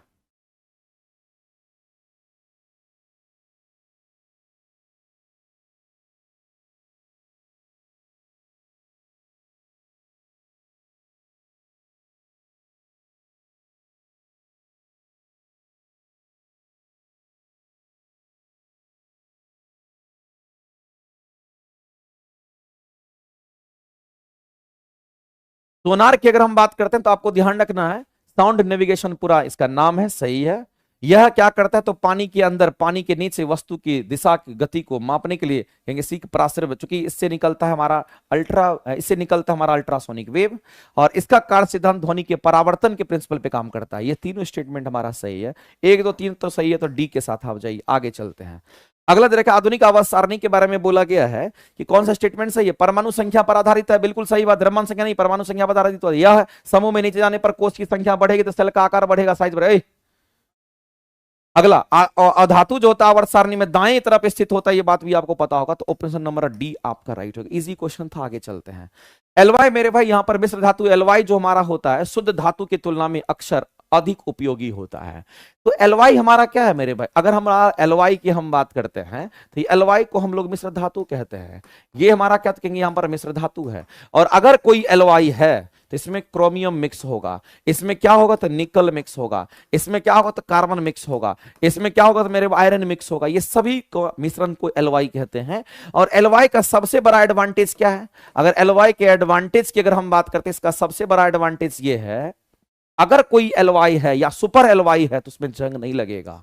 ये जंगरोधी होता है, इसमें जंग नहीं लगता है मेरे भाई। ये जंगरोधी इसको आप बना देते हैं क्योंकि इसमें क्रोमियम मिक्स कर देते हैं आप। तो यहां पर बोला है कि मिश्र धातु जो शुद्ध धातु की तुलना में, शुद्ध धातु मतलब कोई प्योर एक होगा, तो मिश्र धातु जो शुद्ध धातु की तुलना में अक्सर अधिक उपयोगी होता है। उसका रीजन क्या है कि उसमें जंग वगैरह नहीं लगता, आप ज्यादा दिन तक यूज कर सकते हो, उसका लाइफ लॉन्ग होता है। ये स्टेटमेंट सही है। कारण पढ़िए, मिश्र धातु में अक्सर बेहतर गुण होते हैं, जैसे बढ़ती हुई कठोरता, संक्षारण के प्रति उच्च प्रतिरोध होता है और कम उसका गलनांक होता है, इसीलिए हम उसका यूज करते हैं क्योंकि उसमें यह सब मिक्स होता है। तो मेरे पे असर्शन रीजन दोनों सही है और रीजन असर्शन का करेक्ट एक्सप्लेनेशन भी दे रहा है और सही बात कह भी रहा। आगे चलते हैं। अगला करेक्ट कौन सा संयोजन अभिक्रिया हमारा, संयोजन अभिक्रिया में मेरे भाई यहां पर ध्यान रखना, एक ही उत्पाद बनता, आफ्टर रिएक्शन एक ही उत्पाद का एक ही उत्पाद बनता है, एक ही उत्पाद यहां पर बनता है, ध्यान रखेंगे। तो इसमें एक उत्पाद है, इसमें भी एक उत्पाद है, यहां दो दो उत्पाद है, जो हमारा नहीं होगा, हम कहेंगे ये दोनों हमारा संयोजन अभिक्रिया है। और कभी भी कोई संयोजन अभिक्रिया होती है, ये उष्माक्षेपी अभिक्रिया होती है। ये कैसी अभिक्रिया होगी तो याद रखना, ये उष्माक्षेपी होती है, इससे उष्मा बाहर निकलता ही है। तो एक ही उत्पाद बनेगा। दो ही स्टेटमेंट सही है, पहला और दूसरा सही है, और इसलिए इस क्वेश्चन का आंसर करेंगे ऑप्शन नंबर ए आपका राइट हो जाएगा। आगे चलते हैं। एनसीईआरटी एग्जाम्पलर की भी क्लासेस आपकी चल रही है। अगला चलते हैं मेरे भाई, यहां पर अलैंगिक जनन संतान अनुवांशिक रूप से जनक के समान ही हमारा होता है, और कारण अलैंगिक जनन में केवल एक ही जनक शामिल होते हैं, यहां पर गैमेट्स का संलयन नहीं होता। ये भी सही है, ये भी सही है मेरे भाई। असर्शन रीजन दोनों सही है, रीजन असर्शन का करेक्ट एक्सप्लेनेशन भी दे रहा है। आगे चलते हैं। मानव नित्य, ये सब तो कितनी बार बता चुके हैं। दृष्टि दोष के बारे में मेरे भाई, अगर किसी को निकट दृष्टि दोष है तो आपको मैंने कई बार बोला है, याद रखिएगा, अगर निकट दृष्टि दोष की बात करते हैं, यदि निकट दृष्टि दोष की बात करते हैं तो आप क्या समझते हैं। निकट दृष्टि दोष में मेरे भाई नजदीक दिखता है, दूर नहीं दिखता है, नजदीक दिखता है, इसमें दूर नहीं दिखता है। इसको दूर नहीं दिखता, इस बात को ध्यान रखना। तब उपचार कराने के लिए आप डॉक्टर के पास जाते हैं और लेंस लगाते हैं। सबसे बड़ा चीज है मेरे भाई, अगर हम उत्तल लेंस की अगर हम बात करते हैं, ये जो हमारा उत्तल लेंस हमारा होता है कुछ ऐसा होता है, और जैसे इस पर प्रकाश पड़ते प्रकाश को नजदीक लाता है, जैसे प्रकाश पड़ते प्रकाश को नजदीक लाता है। एक हमारा कैसा लेंस होगा तो कहेंगे अवतल लेंस हमारा होता है, और अवतल लेंस की आकृति कुछ ऐसी होती है, जैसे प्रकाश पड़ेगा प्रकाश को फैलाता है, जैसे प्रकाश पड़ेगा प्रकाश को फैलाता है। तो प्रकाश को दूर भगाने वाला कौन होगा, अवतल लेंस। प्रकाश को नजदीक लाने वाला कौन होगा, उत्तल लेंस। अब यहां पर देखिए बीमारी, इसको निकट दृष्टि नजदीक दिखता है लेकिन दूर नहीं दिखता, दूर ले जाने के लिए प्रकाश को अवतल लेंस लगाएंगे। तो जो उपचार करेगा तो मेरे भाई यहां पर अवतल लेंस लगा के ही उपचार होगा, दूसरा कुछ नहीं समझना। तो निकट दृष्टि में अगर उपचार करना है तो अवतल लेंस लगा के कीजिए, ठीक हो जाएगा। इसी का जस्ट उल्टा हमारा इसमें होगा, तो यहां पर उत्तल लेंस लगा दीजिए, ठीक हो जाएगा। और अगर किसी को जरा दृष्टि दोष होता है तो मेरे भाई यहां पर बाइकनकेव का इस्तेमाल करते हैं। यहां पर हम लोग कहते हैं कि बाइकनकेव लेंस हमारा लगता है, यहां पर बाइकनकेव लेंस लगता है, ना नजदीक दिखता है ना दूर दिखता है। वैसी परिस्थिति में ये बुढ़ापे में आता है, और जो बुढ़ापे में जो सिलरी मसल्स होता है वो वीक हो जाता है, कमजोर हो जाता है, तब आता है। और बाइकनकेव लेंस में हमारा उत्तल अवतल दोनों साथ साथ रहता है, इस बात को ध्यान रखना, बुढ़ापे में होता है। तो ये भी हमारा सही है। तो हम लोग सीधा कह सकते हैं ये सभी के सभी स्टेटमेंट सही है, ऑप्शन नंबर डी। चलिए आगे बढ़ते हैं। ओम का नियम मेरे भाई आप सभी लोग जानते हैं। ओम का नियम जो हमारा होता है V समानुपाती I, ये हमारा किस पर तो कहेंगे V समानुपाती I होगा, एट कांस्टेंट टेम्परेचर पर होगा। और याद रखना हमारा ओम्स लॉ केवल चालक के लिए लगता है, याद रखेंगे। तो मेरे भाई किसी चालक के सिरे के बीच विभवांतर उसमें प्रवाहित होने वाली धारा के सीधे समानुपाती होता है, ये समानुपाती होगा, लेकिन एट कांस्टेंट टेम्परेचर पर ऐसा होता है। एट कांस्टेंट टेम्परेचर पर ये हमारा ओम्स लॉ का सिद्धांत है। तो मेरे भाई स्टेटमेंट हमारा सही है। अगला कहता है कि प्रतिरोध चालक का गुण है जो धारा के प्रवाह का विरोध करता है। जाहिर सी बात है मेरे भाई, आप देखते होंगे रेजिस्टेंस का सिंबॉलिक रिप्रेजेंटेशन कुछ इस तरीके से होता है। ये रेजिस्टेंस होता है, ये रेजिस्टेंस होता है, और इसको जिगजैग बनाया इसलिए जाता है क्योंकि इससे फील हो कि करंट अगर इधर से जा रहा है तो इसको ये रोकेगा रोकेगा रोकेगा, ऐसे ऐसे करेगा तो रुकेगा। तो मेरे भाई ये कहीं ना कहीं धारा के प्रवाह का विरोध करता, धारा के प्रवाह को रोकने का काम करता। अगर किसी चालक का प्रतिरोध अधिक होगा तो धारा कम प्रवाह करेगा, अगर किसी चालक के प्रतिरोध कम होंगे तो धारा का प्रवाह अधिक होता है। स्टेटमेंट मेरे भाई बिल्कुल राइट है। और प्रतिरोध का मात्रा क्या होगा? ओम होगा। आंसर करेंगे डी। आगे बढ़ते हैं। अगला है मेरे भाई यहां पर स्टोमेटा के बारे में, गैस का आदान प्रदान वाष्पोत्सर्जन की क्रिया होती है, इसमें कहीं से कोई दिक्कत नहीं है। और रंध्र को खुलना और बंद होना ये गार्ड सेल का काम होता है मेरे भाई। उसकी जो हमारा स्फीति होती है वो उसके द्वारा कंट्रोल होता है। एसर्शन रीजन दोनों सही है, कितनी बार बता चुके हैं। आगे चलते हैं। अगला क्वेश्चन हम लोग देखते हैं, मानव उत्सर्जन तंत्र के लिए हमारा कौन सा स्टेटमेंट सही है? ह्यूमन यहां पर बोला गया एक्सक्रीटरी सिस्टम के बारे में बोला है। किडनी मेरे भाई एक मुख्य उत्सर्जी अंग होता है जो ब्लड का फिल्ट्रेशन करेगा, यूरिया का निर्माण करेगा, जो रक्त से अपशिष्ट उत्पाद को छानता है और यूरिया का निर्माण कर देता है। नेफ्रॉन यूरिन का नेफ्रॉन हमारा क्या तो कहेंगे किडनी की इकाई को नेफ्रॉन कहते हैं, या फिर हम लोग कह सकते हैं nephron is the functional unit of kidney. बिल्कुल सही स्टेटमेंट है। और मूत्र निर्माण में जो फिल्ट्रेशन होता है, रीअब्जॉर्प्शन होता है, सिक्रेशन भी शामिल होता है, ये सब प्रोसेस हमारा शामिल होता है। आंसर करेंगे डी आपका राइट हो जाएगा। अगला क्वेश्चन है मेरे भाई कि समजात होमोलोगस और एनालोगस दोनों आपस में उल्टा होता है। अगर आपको कोई होमोलोगस अगर कहता है, अगर कोई आपसे होमोलोगस की अगर बात करता है, और अगर कोई आपसे एनालोगस की अगर बात करता है, तो मेरे भाई आपको ध्यान रखना, होमोलोगस एनालोगस की अगर बात करते दोनों एक दूसरे का उल्टा होता है। होमोलोगस में हम लोग सीधा कहेंगे कि होमोलोगस हमारा क्या होता है, कहेंगे यहां पर हमारे अंग की अगर बात करते हैं तो मेरे पास होमोलोगस की अगर बात करते हैं तो हम लोग सीधा कहेंगे बेसिक स्ट्रक्चर हमारा सेम होता है। इसके बेसिक स्ट्रक्चर की अगर हम बात करते हैं, बेसिक स्ट्रक्चर कैसा होगा, कहेंगे बेसिक स्ट्रक्चर इसका सेम होगा। लेकिन मेरे पास ध्यान रखना है कि डिफरेंट इसका फंक्शन इसका डिफरेंट होता है।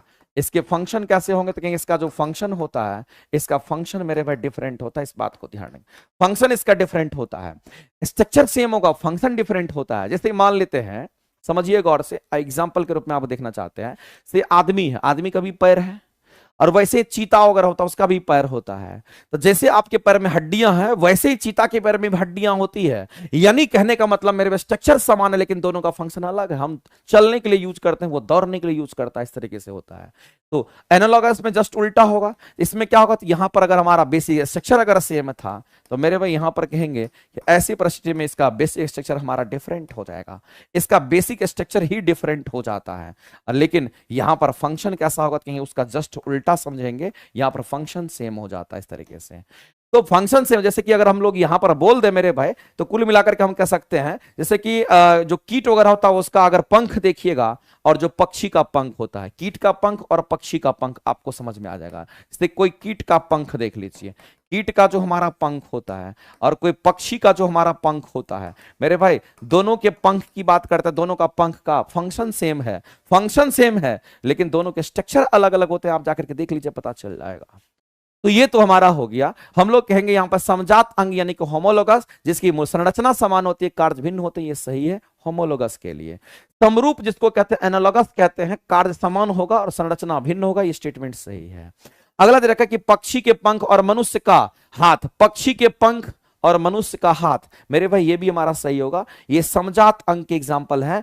होमोलोगस हमारा होगा। मनुष्य का जो हाथ होता है तो हम कहते हैं हमारा ह्यूमरस बोन होता है, इस तरीके से जो हमारा हड्डी होता है उसी तरीके से हमारा यहां भी होगा, पक्षी में भी होता है, लेकिन दोनों के स्ट्रक्चर सेम होता है, हड्डी दोनों में सेम होता है, लेकिन दोनों के फंक्शन अलग है। ये उड़ने का काम करता है, इससे हम लोग क्या करते हैं, हाथ से उड़ते थोड़ी है, इसलिए ये भी एग्जाम्पल हमारा सही है। तो आंसर करेंगे डी। ऑप्शन नंबर डी जो हमारा यहां पर होगा इस क्वेश्चन के लिए राइट हो जाएगा। और 29 नंबर क्वेश्चन पर हम लोग पहुंच चुके हैं। बताइए, डी तक हम लोग जा चुके हैं, आगे चलते हैं। आकाश का रंग नीला होगा प्रकाश के परिकिरण के कारण, मेरे भाई नीला रंग का परिकिरण होगा। और वायुमंडल में हवा के अनुसृत के प्रकाश की छोटी तरंग दैर्ध्य नीले प्रकाश जो होती है उसको लंबा तरंग दैर्ध्य की तुलना में अधिक प्रभावी ढंग से प्रकीर्णन करेगा, जिसका वेवलेंथ मेरे भाई ज्यादा। प्रकीर्णन का कंसेप्ट ही यही होता है कि प्रकीर्णन जो हमारा होगा ये वेवलेंथ के पावर 4 का होगा, जिसका वेवलेंथ हमारा होगा या जिसका वेवलेंथ छोटा होगा उसका प्रकीर्णन ज्यादा होगा, इसलिए आकाश का रंग नीला दिखता है। अगर मान लेते हैं हमारी वायुमंडल में, मेरे भाई अगर हमारी वायुमंडल में क्या नहीं होता, हमारी वायुमंडल ही नहीं होता, तो प्रकाश का प्रकीर्णन ही नहीं होता। जब प्रकाश का प्रकीर्णन ही नहीं होता तो आकाश का रंग काला दिखाई देता आपको। अगला देखिए पुष्प का मादा प्रजनन अंग क्या होता है। तो मेरे भाई अगर हम बात करते हैं यहां पर पुष्प की बात करते हैं तो आपको ध्यान रखना कुछ इस तरीके से, ये हमारा क्या कहेंगे, यहां पर हम पुष्प की बात कर रहे हैं तो इसी में मेल और फीमेल को आप समझ लीजिए। तो यहां पर मेल पार्ट्स को अगर देखना चाहते हैं तो इसको मेल कहते हैं, ये मेल पार्ट्स होता है जिसको हम लोग यहां पर तंतु कहते हैं, इसको इंग्लिश में फिलामेंट कहा जाता है, इसको फिलामेंट कहते हैं। और इसको इंग्लिश में कहते हैं एंथर, इसको इंग्लिश में एंथर कहते हैं, इसको हिंदी में क्या बोलते हैं तो परागकोश कहते हैं। और मेरे भाई परागकोश के अंदर छोटे छोटे कण होते हैं जिसको परागकण के नाम से हम लोग जानते हैं, इसको परागकण कहते हैं, पोलन ग्रेन्स कहते हैं। तो ये मेल पार्ट होता है। फीमेल पार्ट के अंतर्गत जो हमारा आता है उसको आप देख लीजिए, तो ये फीमेल पार्ट होता है, इसको वर्तिकाग्र कहते हैं, इसको वर्तिकाग्र कहेंगे, स्टिग्मा कहते हैं। उसके बाद ये हमारा वर्तिका होता है, इसको स्टाइल कहते हैं। और इसको अगर देखिएगा तो इसको मेरे भाई यहां पर ओवरी, जिसको आप अंडाशय कहते हो, इसको अंडाशय कहते हो। तो कुल मिलाकर के तीन पार्ट, वर्तिकाग्र, वर्तिका और अंडाशय, ये तीन पार्ट्स होते हैं, फीमेल होते हैं। तंतु और परागकोश, तंतु और परागकोश हमारा मेल पार्ट्स होता है। तो आपको बताना है मेरे भाई कि कौन सा मादा प्रजनन अंग है, वर्तिकाग्र, वर्तिका और अंडाशय, ये तीनों फीमेल पार्ट्स। इस बात को ध्यान रखेंगे और इस क्वेश्चन का आंसर करेंगे, ऑप्शन नंबर ए आपका राइट हो जाएगा। ये हमारा मेल पार्ट्स होता है, इस बात को ध्यान रखेंगे। आगे चलते हैं मेरे भाई, यहां पर हमारा को लगे शक्ति का सही है, कार्य का सही है, दाब का सही है, ये सभी स्टेटमेंट सही है। तो आंसर क्या करेंगे मेरे भाई, उपयुक्त में से एक से अधिक, यानी डी के साथ आप जाइए, ऑप्शन डी आपका राइट होना है। आगे चलते हैं, अगला दे रखा है, चलती बस में अचानक रोकने पर यात्री आगे की ओर झुक जाता है, इनर्शिया याद खींचिएगा, इनर्शिया कंसेप्ट बता चुके हैं आपको, बताइए सही है मेरे भाई। आगे चलती बस में अचानक ब्रेक मारेगा और जैसे ही ब्रेक मारेगा तो हम कहेंगे वेग कम होगा, जैसे ही वेग कम होगा मेरे भाई तो हम कहेंगे वेग कम होगा तो एक्सेलरेशन पीछे होगा तो झटका आगे लगेगा। बताओ ये सब के बारे में कितनी बार अच्छे से बता चुके हैं, ये इनर्शिया कारण होता है। एसर्थन रीजन दोनों सही है, रीजन एसर्थन का करेक्ट एक्सप्लेनेशन भी दे रखा, आगे बताना क्या। आगे चलते हैं, जंतु के वर्गीकरण के बारे में कौन सा स्टेटमेंट सही है मेरे भाई। पोडीफेरा संघ के जो जीव होते हैं वो सभी कैसे होते हैं, कई बार बता चुके हैं, स्पंजी होता है, इसमें कहीं से दिक्कत नहीं होना चाहिए। ऑर्थोपोडा संघ जो हमारा तो सबसे बड़ा संघ होता है और जीव जंतु का 2/3 हिस्सा यही होता है, सबसे बड़ा संघ। और दूसरा सबसे बड़ा संघ में हमारा कौन होगा, किंगडम के मलस्का होता है। कशेरुकी वर्टिब्रेट्स में एक पृष्ठरज्जु नोटोकॉर्ड होता है जो एक कशेरुक स्तंभ यानी कि वर्टिबल कॉलम के रूप में होता है और बाद में यही चल करके स्पाइन बन जाता है, इस बात को ध्यान रखेंगे। तीनों स्टेटमेंट इस क्वेश्चन के भी राइट हैं, तो आप आंसर करेंगे ऑप्शन नंबर डी। आगे चलते हैं, कौन सा ऊर्जा के नवीकरणीय स्रोत का मेरे भाई, नवीकरणीय स्रोत जिसको रिन्यूएबल सोर्सेस ऑफ एनर्जी कहते हैं, जैसे हमारा विंड पावर प्लांट हो गया, जैसे हमारा सोलर एनर्जी हो गया, सब क्या है, नवीकरणीय ऊर्जा का स्रोत है। बहुत दिन तक इसका इस्तेमाल होते रहेगा, हम लोग इसको बार बार जो है रिन्यूएबल करते रहेंगे। तो मेरे भाई वैसे स्रोत जिन्हें प्राकृतिक प्रक्रिया के द्वारा थोड़े समय में फिर से भरा जा सकता है, सौर ऊर्जा हो गया, पवन ऊर्जा हो गया, हाइड्रो इलेक्ट्रिक पावर प्लांट, ये सब नवीकरणीय ऊर्जा का स्रोत है और वे आमतौर पर जीवाश्म ईंधन की तुलना में कम प्रदूषणकारी भी होता है। जीवाश्म ईंधन में तो कोयला वगैरह जलता है तो प्रदूषण ज्यादा होगा, यहां पर कहीं पर भी देखिए प्रदूषण होने की संभावना है नहीं होगा, ये स्टेटमेंट सही है। तो तीनों के तीनों स्टेटमेंट सही है, ऑप्शन नंबर डी के साथ आप जाइए। आगे चलते हैं, अगला मेरे भाई, टायर में खांचे होते हैं, बने होते हैं, बिल्कुल होते हैं, जो कि घर्षण बनाने की कोशिश करता है। खांचे सड़क और टायर के बीच में घर्षण बढ़ाता है जिससे बेहतर पकड़ मिलती है। मेरे भाई असर्शन रीजन सही है, रीजन भी एक्सप्लेनेशन सही दे रहा है। आगे चलते हैं, कोलाइड्स के बारे में आपको बताए थे, कोलाइड्स हमारा क्या था, यह एक विषमांगी मिश्रण है और कण के आकार इतने छोटे होते हैं कि आप नग्न आंखों से नहीं देख सकते हैं, लेकिन मेरे भाई इसमें प्रकाश का प्रकीर्णन होता है और वही टिंडल इफेक्ट को दिखाता है। ये तीनों स्टेटमेंट आपका सही था, उपयुक्त में से एक से अधिक बारी। आगे चलते हैं, अगला कौन सा ग्रीन हाउस गैस नहीं है बोला गया, बताइए मेरे भाई। सब क्वेश्चन कितनी बार करा चुके हैं, ग्रीन हाउस गैस कौन सा नहीं है। तो ग्रीन हाउस गैस में आप कहेंगे कार्बन डाइऑक्साइड गैस हो गया। इसके बाद अगर आप कहेंगे तो यहां पर वाटर वेपर की बात करेंगे जिसको आप जलवाष्प कहते हैं। इसके बाद अगर आप देखेंगे तो कार्बन मोनोऑक्साइड नहीं होगा, सॉरी, यहां पर आप ओजोन की बात कर लीजिए, मीथेन गैस की बात कर लीजिए, यहां पर नाइट्रस ऑक्साइड्स की बात कर लीजिए और क्या क्लोरोफ्लोरोकार्बन की बात कर लीजिए। ये सब ग्रीन हाउस गैसेस हैं मेरे भाई। इसमें से क्या ग्रीन हाउस गैसेस नहीं होगा, तो ऑक्सीजन ग्रीन हाउस गैस थोड़ी है और सब होगा। आगे चलते हैं, सेकेंड लास्ट क्वेश्चन आज का, अधात्विक ऑक्साइड्स आमतौर पर प्रकृति में अम्लीय होते हैं, बिल्कुल सही बात है। अधातु के ऑक्साइड्स अम्लीय होते हैं जबकि धातु के ऑक्साइड क्षारीय होते हैं, कितनी बार बता चुके हैं। दूसरी बात, कारण दिया हुए जल के साथ अभिक्रिया करके अम्ल बनाते हैं, जल के साथ अभिक्रिया करके अम्ल बनाते हैं मेरे भाई। जल से अगर कार्बन डाइऑक्साइड को पास कराओगे तो ये हमारा कार्बनिक एसिड बनेगा, और ये कार्बनिक एसिड हमारा वीक एसिड के रूप में होता है। तो यहां पर आप सीधा कह सकते हैं अधात्विक ऑक्साइड्स कहने का मतलब है कार्बन के ऑक्साइड्स मतलब अधात्विक ऑक्साइड्स हमारा प्रकृति में अम्लीय होगा। इसीलिए मेरे भाई अधातु के ऑक्साइड्स अम्लीय होंगे। स्टेटमेंट भी आपका सही दे रखा है। आंसर करेंगे ऑप्शन नंबर ए, आपका राइट हो जाएगा। आज का ये लास्ट क्वेश्चन आपके सामने में है। गति का समीकरण दे रखा है, पहला समीकरण, दूसरा समीकरण, तीसरा समीकरण की चर्चा ही नहीं किया है। तो v बराबर u प्लस at गति का पहला समीकरण होता है, कहेंगे पहले वेग और लास्ट में समय, तो वेग समय के बीच में संबंध। अगला विस्थापन और ये समय, तो कहेंगे स्थिति और समय के बीच में संबंध। अगला ये समीकरण केवल तभी लागू होता है जब त्वरण एक समान हो मेरे भाई, त्वरण एक समान होता और वन डायमेंशनल मोशन होता तो वहां लागू होता है। ये तीनों आपके बात सही दे रखे हैं। तो कुल मिलाकर के 1 2 3 तीनों सही होगा, तो ऑप्शन नंबर डी के साथ आप जाइए और इस क्वेश्चन का आंसर कीजिए। तो आपका डिस्कशन यहीं पर हो जाता है खत्म।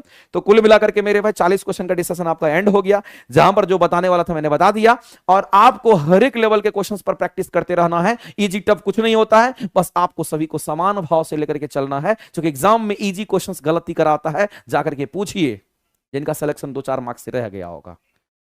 इनमें से बहुत सारे बच्चे होंगे जो इजी क्वेश्चन को गलत करके आए होंगे, जल्दीबाजी में उनको इजी इजी इजी लगता है, इजी ही गलत करा देता है और उसी से सिलेक्शन रुक जाता है। इजी ही सिलेक्शन को रोकता है, इस बात को आप ध्यान रखेंगे।